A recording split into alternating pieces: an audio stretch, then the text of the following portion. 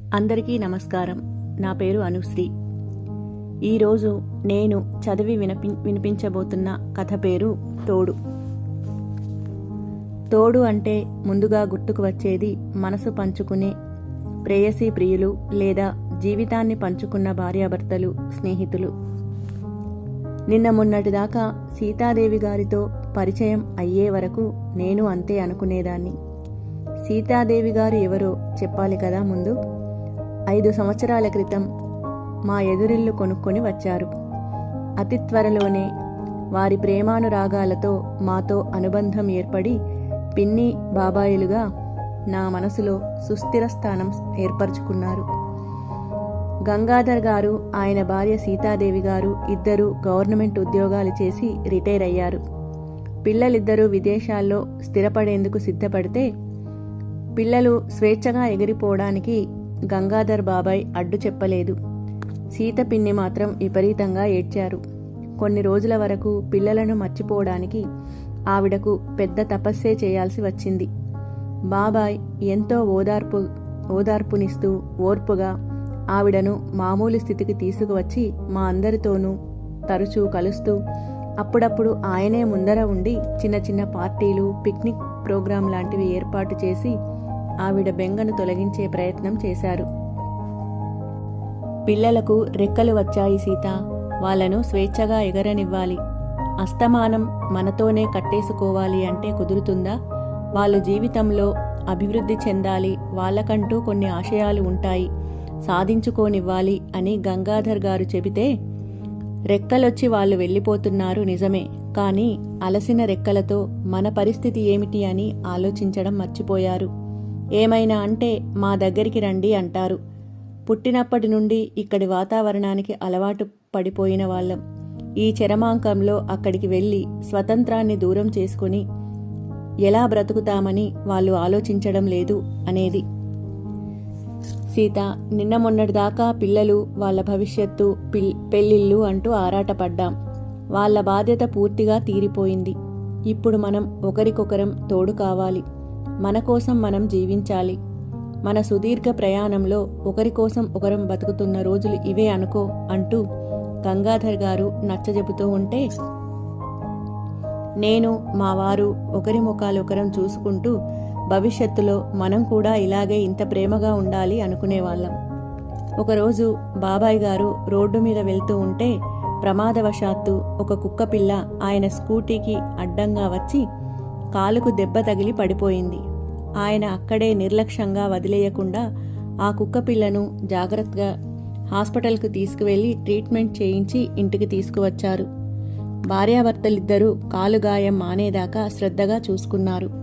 గాయం మానిన తర్వాత బయట వదిలిపెట్టి వచ్చారు. కుక్కపిల్లని వదిలేటప్పుడు సీతపిన్ని కళ్ళలో నీళ్లు తిరిగాయి. అయితే కుక్కలో ఉండే సహజమైన గుణం, విశ్వాసం కారణంగా అది మా వీధిని వదిలి వెళ్ళలేదు. మా పిల్లలు స్కూలుకు వెళ్తున్నప్పుడు, నేను సీతపిన్ని ఎప్పుడైనా బయటికి వెళ్ళినప్పుడు ఆ కుక్కపిల్ల మమ్మల్ని వెంబడించేది. ఒక్కొక్కసారి వదిలించుకోవడం కష్టం కూడా అయ్యేది. దాని ఆరాటం చూసిన సీతపిన్ని, పోని ఆ కుక్కపిల్లను తెచ్చుకుందాం, కాస్త తిండి పెడితే విశ్వాసంగా మన ఇంటి ముందరే పడి ఉంటుంది అనేది. బంధాలను తెంచుకొని మనం ఒకరి కోసం ఒకరం ఉందామంటే నువ్వు మన మధ్యలోకి మళ్ళీ ఈ కుక్కపిల్లను తెద్దామంటున్నావా?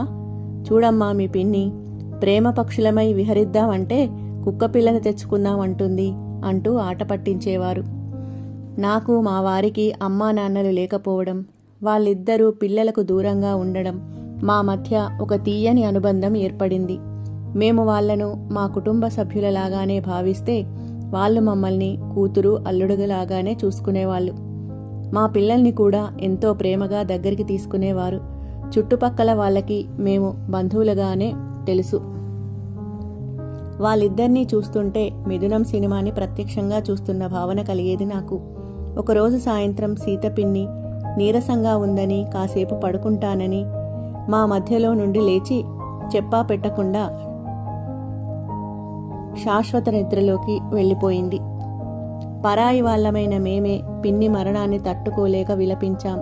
ఇక గంగాధర్ గారి సంగతి చెప్పనక్కర్లేదు. చిన్న పిల్లాడిగా ఆయన కన్నీరు మున్నీరు అవుతుంటే ఓదార్చడం మా వల్ల కాలేదు. వాళ్ళ పిల్లలు వచ్చారు. కార్యక్రమాలు ముగించుకొని బాధ్యత ప్రకారం వాళ్ళతో పాటు రమ్మని అడిగారు. గంగాధర్ గారు ఇప్పట్లో రాను అని, మరీ లేని సమయంలో వస్తానని చెప్పి వాళ్ళను పంపించేశారు. నేను, పిల్లలు, మా వారు ఆయనను కనిపెట్టుకుని ఉండేవాళ్ళం. ఆయనలో మునుపటి ఉత్సాహం లేదు, నిరంతరం మెరిసే చిరునవ్వు లేదు. అది నాకెంతో బాధను కలిగించేది. ఒకరోజు ఆయన వాకింగ్కి వెళ్ళి వస్తూ రోడ్డు పక్కన ఉన్న సిమెంటు సోఫాలో నీరసంగా కూలబడిపోయారు.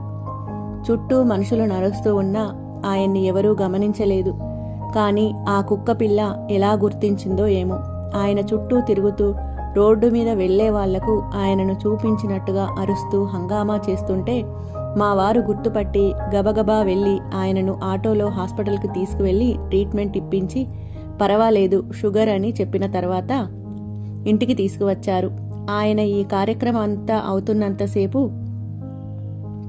కుక్కపిల్ల గేటు దగ్గర అరుస్తూనే ఉంది కంగారుగా. ఇంటికి తీసుకువచ్చిన తర్వాత కూడా ఈసారి ఎంత వెళ్ళగొట్టినా వెళ్ళలేదు. గేటు దగ్గరే కూర్చుంది. పోనీలే, బయటే కూర్చుంది కదా, ఉండని అని పని మనిషితో దానికి తినడానికి ఏమైనా పెట్టు అని చెప్పి మా వారు నేను ఇంటికి వచ్చేశాం. విచిత్రం ఏమిటంటే పని మనిషి పెడితే అది తినలేదట. మళ్ళీ సాయంత్రం బాబాయ్ వచ్చి పెడితే ఆయన చుట్టూ తిరుగుతూ తోక ఊపుతూ సంబరంగా ఎగురుతూ అప్పుడు తిన్నదట. ఎక్కడో కథలుగా వినడమే తప్ప స్వయంగా నేను ఎప్పుడూ చూడలేదు ఇలాంటి సందర్భం. సీతపిన్ని చెప్పినప్పుడు బాధ్యతలు ఎందుకు అన్న బాబాయ్ గారికి ఇప్పుడు ఆ కుక్క పిల్లే తోడయింది. ఆయన వాకింగ్కి వెళ్తే ఆయనతో పాటు వెళ్తుంది. సీతపిన్ని చనిపోయిన తర్వాత గంగాధర్ గారిలో పేరుకుపోయిన నిరాశ నిస్పృహల స్థానంలో ఇప్పుడు ఆ ప్రాణి పట్ల ప్రేమ కనిపిస్తోంది. ఒంటరిగా వెళ్తుంటే అది ఇచ్చే తోడు ఆయనకి ఎంతో ఓదార్పైంది. ఏరా బౌబౌ, ఏంట్రా ఇవాళ వీధిలోకి వెళ్ళలేదా అంటూ మనిషితో మాట్లాడినట్టే దాంతో ఏదో ఒక కబుర్లు చెబుతూ నడుస్తూ ఉంటారాయన. మనిషికి బ్రతకడానికి ఏదో ఒక తోడు ఉండాలమ్మా. సీత వెళ్ళిపోయాక నాకు జీవితం మీద విరక్తి వచ్చింది. బతకాల్సిన అవసరమే లేదనిపించింది. కానీ భగవంతుడు పిలుపు వచ్చే వరకు ఆగాలి కదా అనుకున్నాను. ఏ రుణానుబంధమో, నేను చిన్న సహాయం చేశానని చావబోతున్న నన్ను ఈ మూగజీవి కాపాడింది. మరి నేను విశ్వాసంగా దానికి తోడుండాలి కదా అంటూ నవ్వేస్తారు మేమెప్పుడైనా అడిగితే.